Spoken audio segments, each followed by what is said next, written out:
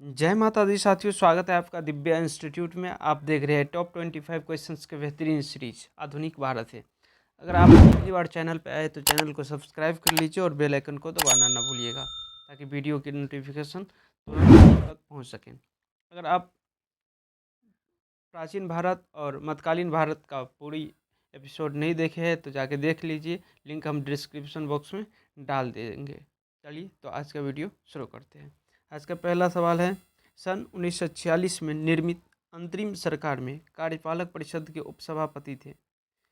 अंतरिम 1946 में अंतरिम सरकार में कार्यपालक परिषद के उपसभापति कौन थे? तो उपसभापति थे आपका जवाहरलाल नेहरू, पंडित जवाहरलाल नेहरू। डॉक्टर एस राधाकृष्णन उसमें शामिल ही नहीं हुए थे और सी राजगोपालचारी शामिल तो हुए थे लेकिन उसको शिक्षा विभाग सौंपा गया था और डॉक्टर राजेंद्र प्रसाद को खाद्य एवं कृषि विभाग सौंपा गया था। अगला क्वेश्चन है, हुगली को बंगाल की खाड़ी में समुद्री लूटपाट के लिए किसने अड्डा बनाया था? हुगली को समुद्री बंगाल की खाड़ी में समुद्री लूटपाट के लिए किसने अड्डा बनाया था? तो किसने बनाया था? पुर्तगालियों ने बनाया था। पुर्तगालियों के बढ़ते प्रभाव को समाप्त करने के लिए मुगल सम्राट शाहजहां के काल में कासिम ने 1632 में हुगली पर कब्जा कर लिया। कब किया था? 1632 में हुगली पर कब्जा कर लिया। किसने किया था? कासिम ने। अगला है, मोडी लिपि का प्रयोग किनके लेखों में किया जाता था? मोडी लिपि का प्रयोग किनके लेखों में किया जाता था? तो मराठों के लेखों में किया जाता था। शिवाजी और पेशवाओं के दस्तावेजों में मोडी लिपि का प्रयोग बहुतायत संख्या में मिलती है। अगला है, नीचे दिए गए मानचित्र की जांच कीजिए। मानचित्र 1, 2, 3 दिया सिंधिया का और 2 नंबर पे यहाँ पे होलकर का, 3 नंबर में गायकवाड़, गुजरात में गायकवाड़, 4 नंबर में यहाँ पे आपका किसका शासन था? भोंसले का, भोंसले का। तो क्या हो गया? सिंधिया, होलकर, गायकवाड़ और भोंसले। ऑप्शन देखते हैं, सिंधिया, होलकर, गायकवाड़ और भोंसले। ऑप्शन ए सही हो गया।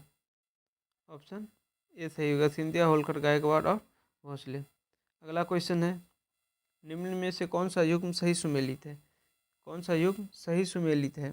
5वां क्वेश्चन है, तो आपका वांडीज का युद्ध कब हुआ था? वांडीज का युद्ध फ्रांसीसी ईस्ट इंडिया कंपनी हुआ, तो वो सही हो गया। ऑप्शन बी सही हो गया। बी सही है और सब गलत है। गलत कैसे है? बक्सर का युद्ध कब हुआ था? तो बक्सर का युद्ध 1764 में हुआ था। किसके बीच हुआ था? मीर कासिम और शुद्ध एवं शाह आलम की सेना के बीच। और दूसरा है वांडीज का, तो फ्रांसीसी ईस्ट इंडिया कंपनी। और जालियांवाला बाग हत्याकांड 13 अप्रैल 1919 को जनरल डायर ने निर्दोष जनता पर गोली चलवाई थी। और खेरा का युद्ध 1707 में शाहू एवं ताराबाई के बीच हुई थी। तो ऑप्शन बी सही हो जाएगा इसका। अगला है, जनजातीय लोगों के संबंध में आदिवासी शब्द का प्रयोग किया था। किसने किया था? महात्मा गांधी ने, ठक्कर बापा ने, ज्योतिबा फुले ने, बी.आर. अम्बेडकर ने। तो किसने किया था आदिवासी शब्द का प्रयोग? ठक्कर बापा ने किया था। इसका पूरा नाम अमृतलाल विठल दास ठक्कर था। अमृतलाल विठल दास ठक्कर। अगला क्वेश्चन है, सूची 1 को सूची 2 से सुमेलित करना है। सूची 1 क्या है? बंगाल में फोर्ट विलियम प्रेसिडेंसी का गवर्नर रेगुलेटिंग एक्ट 1773 के अधीन। बंगाल का गवर्नर जनरल चार्टर एक्ट 1833 के अधीन।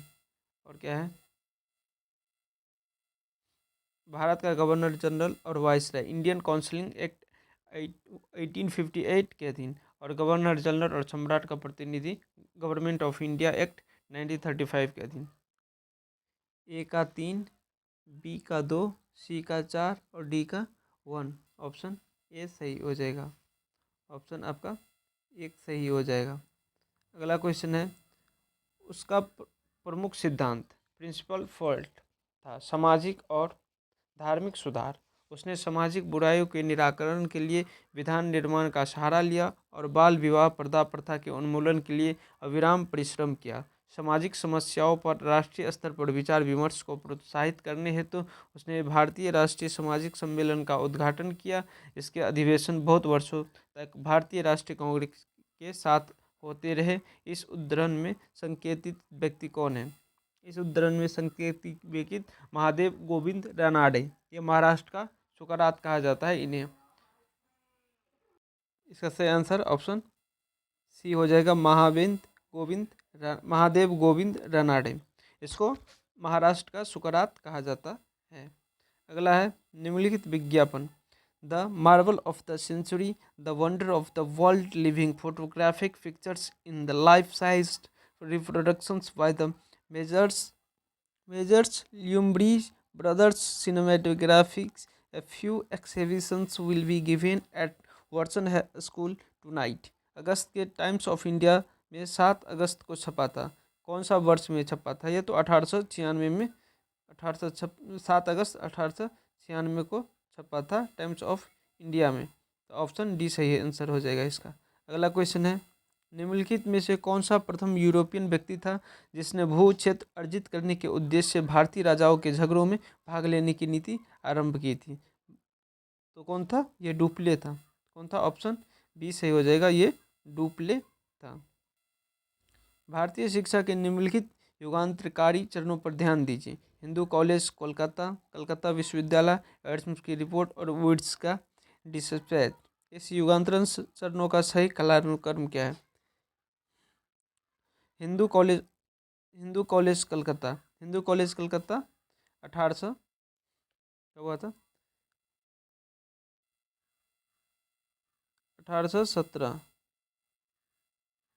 1817 में डेविड हेयर। कलकत्ता विश्वविद्यालय 1858। एडम्स की रिपोर्ट 1835 और वुड्स का डिस्पैच 1854।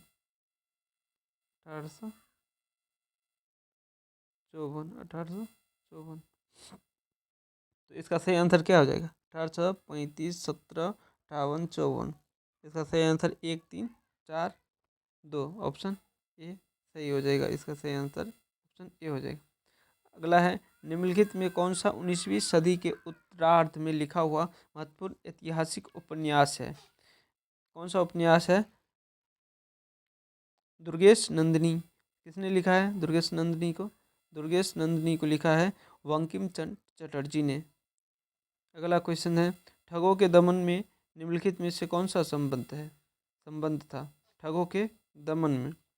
तो कैप्टन स्लीगमैन ऑप्शन बी सही आंसर हो जाएगा इसका। अगला है, निम्नलिखित का सही कालानुक्रम क्या है? वुड का एजुकेशन डिस्पैच तो हुआ था आपका 1854। Macaulay comment on education 1835। The sergeant education report 1944। और इंडियन एजुकेशन हंटर कमीशन कब हुआ था? 1882 से लेकर 1883। तो इसका सही आंसर ऑप्शन बी सही हो जाएगा। ऑप्शन बी सही है, 2143। अगला क्वेश्चन है, सूची 1 को सूची 2 से सुमेलित कीजिए और सूचियों के नीचे दिए गए कोड का प्रयोग करते हुए सही उत्तर चयन कीजिए।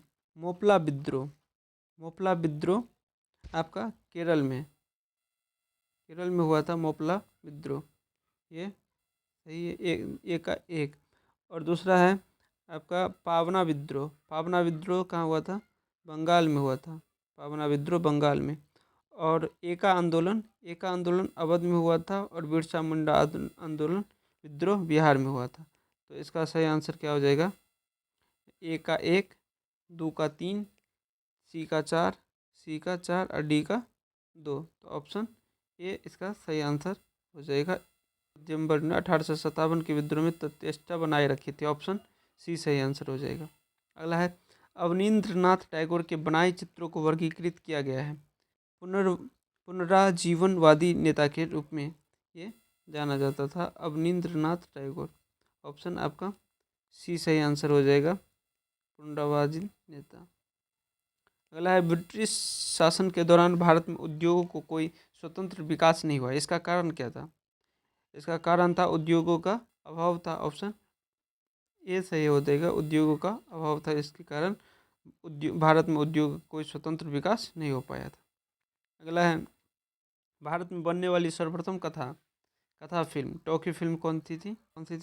आलम आरा। ऑप्शन बी सही हो जाएगा।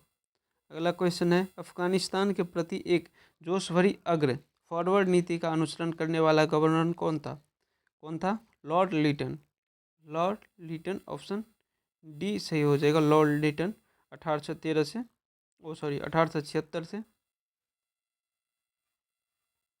1880 तक ये रहा था लॉर्ड लिटन। अगला क्वेश्चन है, उस समय जब नेपोलियन की शक्ति के सामने यूरोप में साम्राज्य धराशायी हो रहे थे, नीचे लिखे गवर्नर जनरलों में से किस एक ने भारत में ब्रिटिश पताका फहराए रखी? कौन था वो? तो लॉर्ड हेस्टिंगस। कौन था? Lord Hastings. ऑप्शन आपका ए सही हो जाएगा, लॉर्ड हेस्टिंगस। कब तक से कब तक था? वो था 1813 से 1823 तक।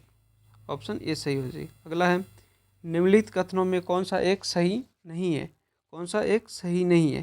तो नील दर्पण नील की खेती करने वाले किसानों के शोषण पर आधारित नाटक था, सही है। अगला है, घासीराम कोतवाल नामक नाटक के लेखक का नाम विजय तेंदुलकर था, ये भी सही है। नवीन चंद्र दास लिखित नाटक नवाब बंगाल के अकाल पर आधारित था, ये गलत है, बंगाल के आधार पर आधारित नहीं था, ये गलत है। दूसरा है, चौथा है, उर्दू रंगमंच फारसी थिएटर पर बहुत अधिक आधारित हुआ करता था, ये भी सही है, ये सही है। तो ऑप्शन आपका कौन सा गलत है? तो ऑप्शन सी गलत है, नवीन चंद्र दास लिखित नाटक नवाब बंगाल के अकाल पर आधारित नहीं था। अगला है, सूची 1 को सूची 2 से मिलान करना है और उसका सही उत्तर देना है। क्या है? The first Indian war of independence Vinayak Damodar Savarkar. लेखक कौन है? विनायक दामोदर सावरकर। 1 का 4 हो गया, 1 का 4। और आनंद मठ के लेखक कौन है? तो आनंद मठ के लेखक बंकिम चंद्र चटर्जी, तो बी का 3। और अगला है, लाइफ डिवाइन के लेखक कौन है? श्री अरविंद, तो सी का हो गया 2 और डी का 1, रविंद्रनाथ टैगोर साधना का। डी का रविंद्रनाथ टैगोर साधना का। तो कोट में क्या क्या है? कोट में क्या दिया है? ए का 4, बी का 3, सी का 2, डी का 1। तो ऑप्शन ए इसका सही आंसर हो जाएगा। अगला क्वेश्चन देखते हैं, निम्नलिखित घटनाओं पर विचार कीजिए। नील विद्रोह, संथाल विद्रोह, दक्कन दंगे और सिपाही विद्रोह। नील विद्रोह, संथाल विद्रोह, 2 4 1 3, 2 4 1 3। ऑप्शन डी सही आंसर हो जाएगा आपका, 2 4 1 3। पहले संथाल विद्रोह हुआ, उसके बाद सिपाही विद्रोह हुआ, उसके बाद नील विद्रोह हुआ, उसके बाद दक्कन विद्रोह हुआ। तो ऑप्शन डी आपका सही आंसर हो जाएगा। अगला है, सूची 1 को सूची 2 से मिलान करना है। 1775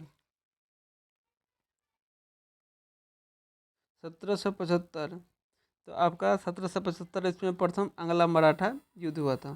तो प्रथम आंग्ला मराठा, ए का 3 इसमें है, ए का 3।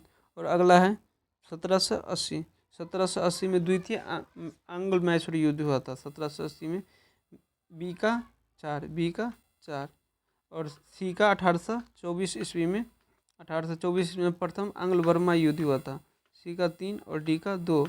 ऑप्शन आपका प्रथम आंग्ला अफगान युद्ध 1838 में। ऑप्शन सी आपका सही आंसर हो जाएगा, ए का 3, बी का 4, सी का 1 और डी का 2। तो आज के लिए बस इतना ही, मिलते हैं नेक्स्ट क्लास में, तब तक आप लोग देखते रहिए Divya institute. Thank you for watching.